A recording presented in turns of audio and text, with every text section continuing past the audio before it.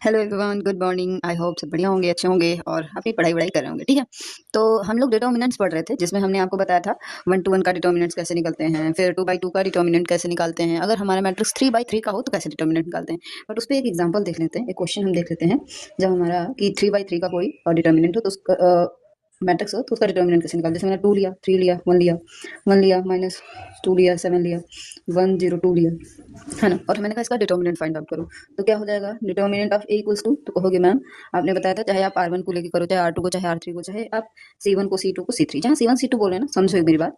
जो ये मैंने अभी बोला कि भाई ये जो R1 है, R2 है या R3 है, ये सब क्या है, ये सब रोज हैं। और ये C1 C2 एंड ये C3 तीसरा, ये सब क्या है, कॉलम्स है। ये सभी कॉलम्स है ना। तो कॉलम्स को हम C से दिखा रहे हैं और रोज को R से दिखा रहे हैं। ठीक है, तो देखो मैंने कहा एक्सपेंड करेंगे हम R1 के रिस्पेक्ट में। तो मैंने कहा अच्छा 2 लिया, तो देखो plus minus plus minus plus ऐसे अल्टरनेट साइन बताया था।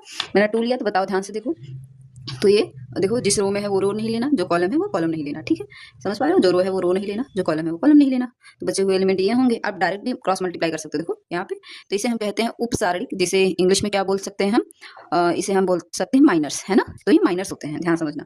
तो ये -2 इंटू 2 अगेन -7 इंटू 0। ठीक है, फिर हम क्या लेंगे, -3 लोगे। -3 लोगे तो आपको माइनर क्या मिलेगा, कहोगे मैम ये गया, ये गया।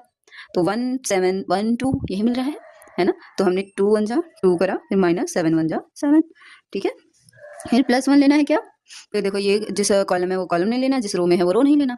अंडरस्टूड। अब बचा क्या, 1 -2 एंड 0 और 1 और 0। तो 0 इंटू 1 -2 इंटू -2 इंटू 1। समझ पा रहे हो क्या। तो यहाँ पे क्या आ जाएगा, तो यहाँ पे आ जाएगा 2 -4, ये तो 0 हो जाएगा, ओवरऑल 0।